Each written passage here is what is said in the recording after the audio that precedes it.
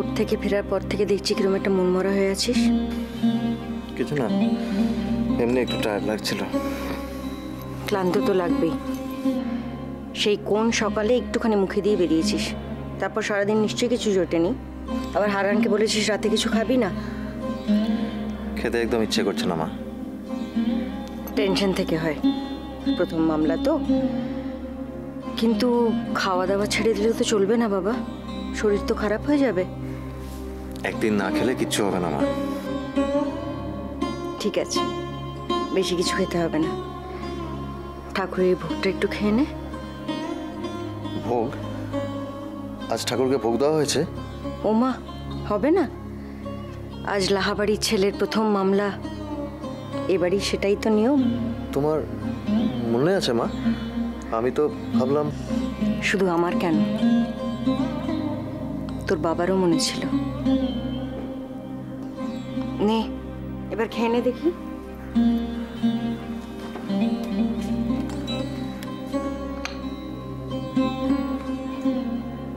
Black forest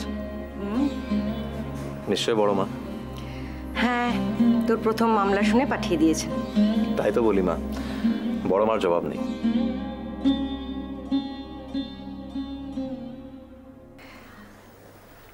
হ্যাঁ রে ইন্দ্র, অপু তোকে কিছু বলেছে? কই না তো। ও আজকে তোর বাবার কাছে খুব বকুনি খেয়েছে। সে কি? কেন? তোর বাবা যে কাজটা দিয়েছিলেন সেটা হয়নি, তোর খোঁজ করছিলেন, অপুকে সামনে পেয়ে যা তা বলেছেন।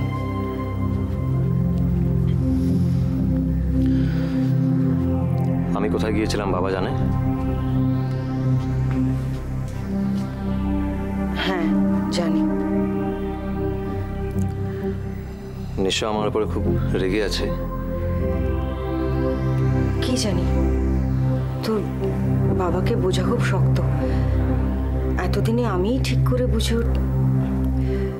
তবে ইন্দ্র, আমার মনে হয় তোর প্রথম মামলার ব্যাপারে তোরই তোর বাবাকে বলা উচিত ছিল। আমাদের সহজভাবে কথা বলার রাস্তাটা তো বাবা নিজেই বন্ধ করে গেছেন মা।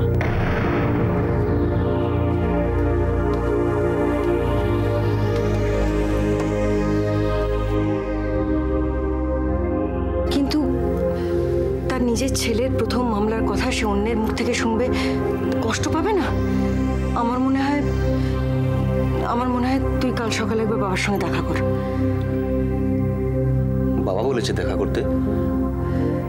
না, তা বলেননি, তবে তুই যদি গিয়ে সব কথা বলিস তাহলে হয়তো। ঠিক আছে, দেখা করব, কিন্তু বাবা বোধ হয় আমাকে কোনোদিনই বুঝতে পারবে না।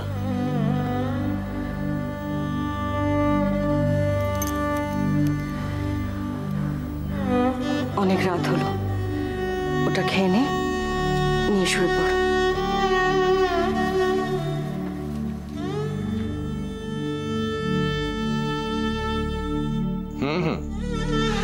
না না, আমি আসলে ব্যাপারটা বুঝতে পারিনি।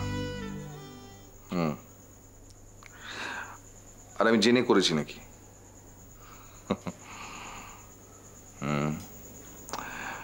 না না, কি শাস্তি দেবে বলো না, আমি মাথা পেতে নেবো।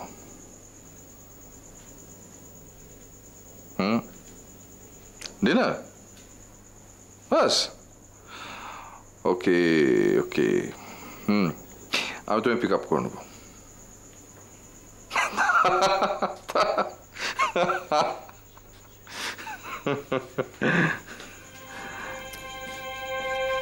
হ্যাঁ, আমি একদম জানতামই না। ওকে ওকে, ঠিক আছে। দেখে নিচ্ছি।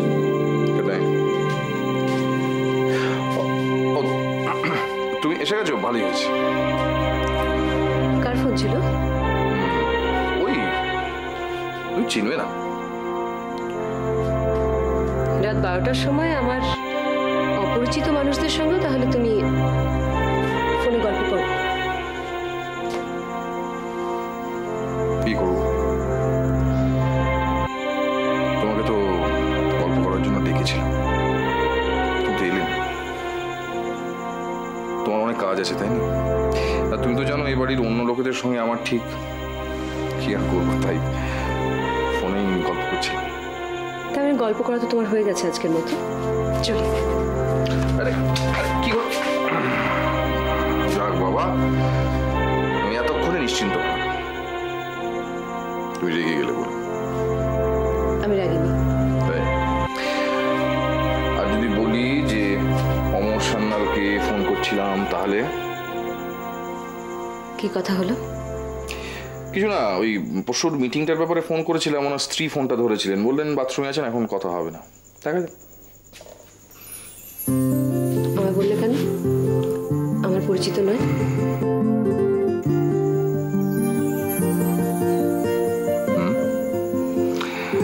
না, মাঝে মাঝে তোমার মতো আমারও তো পরীক্ষা নিতে ইচ্ছে করে। স্টুডেন্টদের তো মাঝে মাঝে ইচ্ছে হয় এক্সামিনারের সিটে বসার। শক্ত প্রশ্ন করে স্টুডেন্টদের কনফিউজ করে দিলে কিন্তু ভালো এক্সামিনার হওয়া যায় না। কিন্তু ম্যাডাম, এটাও কিন্তু আপনার কাছ থেকে শেখা।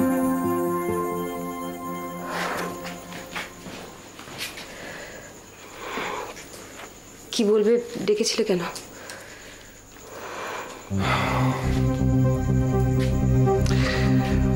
ও, রনক কি করছে? নাইট ডিউটি আছে, সন্ধ্যাবেলা বেরিয়ে গেছে। তুমি কোনো কথা বার করতে পারলে? না, তবে মনে হয় মিটিংটা করায় লাভ হয়েছে। কেন? তারপর থেকে আর কিছু তো লিখতে দেখিনি। হয়তো বুঝতে পেরেছে কিছু আর লিখছে না। বুঝলেই ভালো। যতটুকু খবর বেরিয়েছে বোন ধামাচাপা পড়ে যাবে, লোকে মনে রাখবে না। কিছুদিন না গেলে কিছুই বলা যাচ্ছে না সুমি। আমাদের সকলকে চোখ কান খোলা রাখতে হবে। হ্যালো, হ্যাঁ,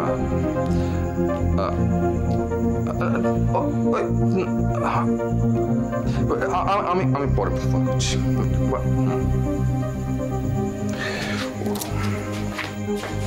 চোখ কান খোলা না রাখলে তো এতদিনে পরীক্ষা ফেল করতে করতে স্কুল থেকে বিতাড়িত হয়ে যেতাম। সুমি, কাল ক্লাবে আমার মিস্টার অমর সান্যালের সঙ্গে দেখা হবে। তুমি চিন্তা করো না, তোমার পরশুর মিটিংটা নিয়ে আমি ওনার সঙ্গে কথা বলে নেব। Good night.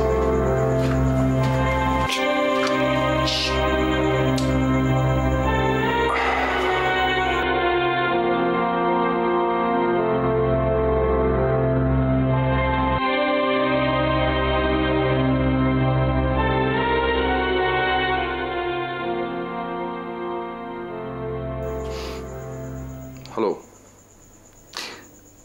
না হ্যাঁ একটু প্রবলেম ছিল, বল।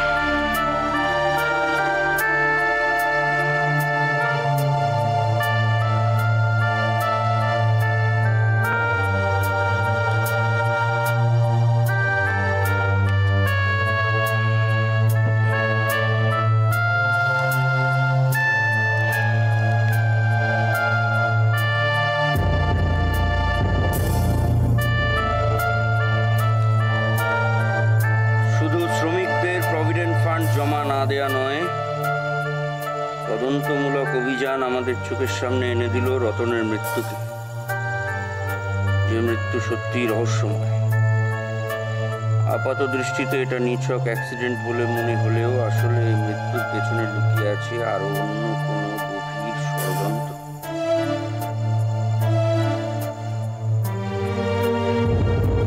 রতন মেনে নিতে পারেনি কম্পেনসেশন, প্রতিবাদ করেছিল। একজন সাধারণ শ্রমিক হিসেবে সে অন্য শ্রমিকদের নিয়ে দল গড়তে চেয়েছিল, কিন্তু অসময়ে তাকে সরে যেতে হলো। এই মৃত্যুর সঙ্গে লাখুটিয়া কেসের সরাসরি যোগাযোগ রয়েছে আমাদের প্রশাসনের।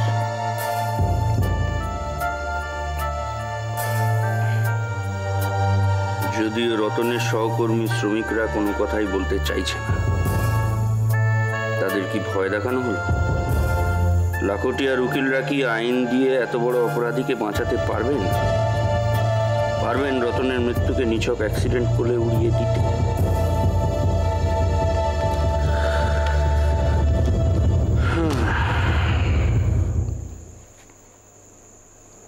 রণেন্দ্র রতনাবলী। Cheers.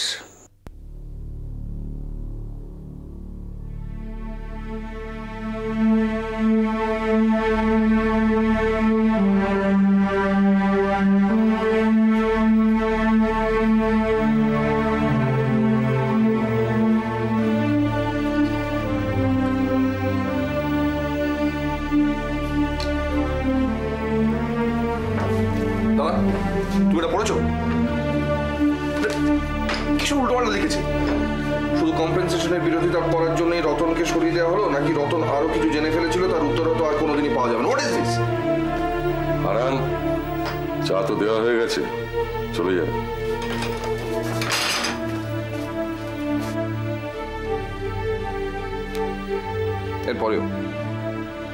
এরপরেও আমরা চুপ করে বসে থাকবো যে রণ বারবার আমাদের অপমান করে যায়? দেখো মেজদা, আমার কিন্তু আর সহ্য হচ্ছে না। আমারও কি ভালো লাগছে, কিন্তু কি করবো? কেন? কিচ্ছু কি করার নেই? আছে, করার আছে। কি? মানহানির মামলা। রণর বিরুদ্ধে, কাগজের বিরুদ্ধে আমরা মানহানির মামলা করতে পারি। খুব ভালো, খুব ভালো। তাহলে শোন, মানহানির মামলা করলে আমাদের মান থাকবে তো?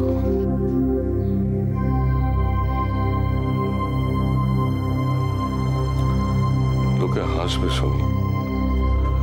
লাহাবাড়ির এতদিনের ঐতিহ্য এখন যদি ভাই ভাই মানহানির মামলা হয়, লোকে তো হাসবে। তো মিস্টার রণর লেখার অ্যাটিটিউড দেখে মনে হচ্ছে এরপর ওই শ্রমিক খুনের গল্প ফাঁদবে, লাখোটিয়াকে খুনি প্রমাণ করার চেষ্টা করবে। এর মধ্যে তো লিখেইছে যে শ্রমিকের মৃত্যু রহস্যের ঘরে লিখে বসে আছে। তা আমাদের কি করার আছে? আমরা তো এই ব্যাপারে কোনো রকম ভাবে জড়িত নয়। লাখোটিয়া বুঝবে। দেখো দাদা, লাখোটিয়া কিন্তু প্রচন্ড রেগে আছে। রেগে আছে। আমি তো ওনাকে আগেই বলে দিয়েছি যে ওনারা যদি আমাদের লুকিয়ে কোনো অন্যায় করে থাকেন তা আমাদের কি করার আছে? আমাদের কিছু করার নেই, ফল ওনাকে ভোগ করতে হবে। এই মুহূর্তে নিজেদের পারিবারিক সম্মান রক্ষা করা ছাড়া আমাদের আর কিছু করার নেই। রণ যদি সরাসরি আমাদের নাম না করে, আমরা কিছু বলবো না। না মানে আগে রণ লিখবে, তারপরে আমরা বলবো। আচ্ছা মেজদা, নিশ্চিন্ত থাক, রণ আমাদের নিয়ে লিখবে না, কারণ আমরা তো কোনো অন্যায় করিনি। আর ও যদি সরাসরি আমাদের নিয়ে না লেখে, আমরা কিছু বলবো না।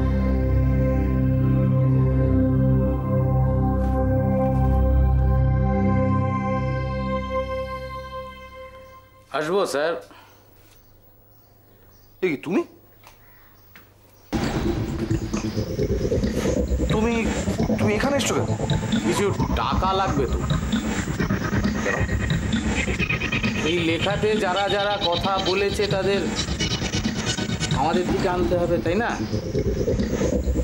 বাইরে গিয়ে দাঁড়াও, আমি আসছি।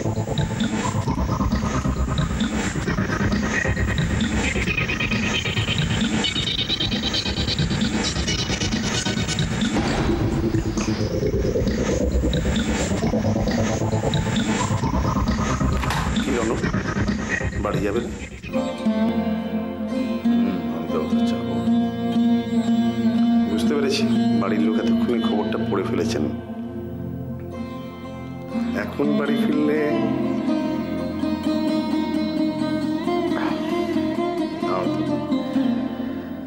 দেখো, এই ধরনের লেখা বেরোলে তার রিপারকাশনস বাড়িতে কি হবে সেটা আমি খুব ভালো করে জানি। আর সব জেনে শুনেই তো আমি এই অ্যাসাইনমেন্টটা নিয়েছি না। শোনো, তোমাকে যে কথাটা বলবো ভাবছিলাম, সকাল থেকে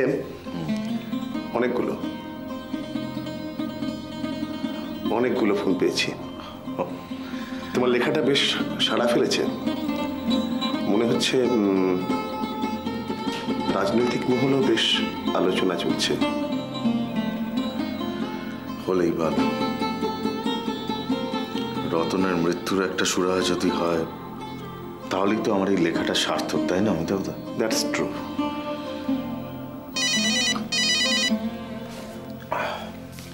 হ্যালো, হ্যাঁ রণেন্দ্রনাথ লাহার সঙ্গে কথা বলতে পারি? হ্যাঁ হ্যাঁ হ্যাঁ, এক মিনিট। রণ, এই তোমার ফোন। আমার ফোন তোমার ছেলে? হ্যালো। রণেন্দ্রনাথ লাহা বলছেন? হ্যাঁ বলছি। কনগ্রাচুলেশনস। থ্যাঙ্কস। লেখাটা পড়লাম। কিন্তু আপনি কি জানতে পারলাম না তো?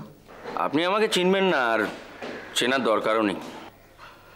না, তবু যদি আপনার নামটা জানতে পারতাম। না, ধরে নিন আপনি যেসব মানুষদের পাশে আছেন আমিও তাদেরই একজন। হ্যাঁ, কিন্তু আপনার... চালিয়ে যান, পরের লেখাটার অপেক্ষা রইলাম, কেমন?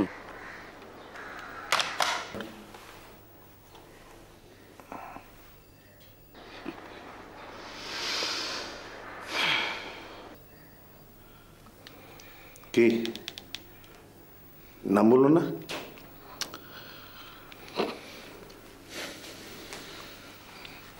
যাও যাও রণ, এবার প্লিজ বাড়ি যাও, বাড়ি গিয়ে রেস্ট করো।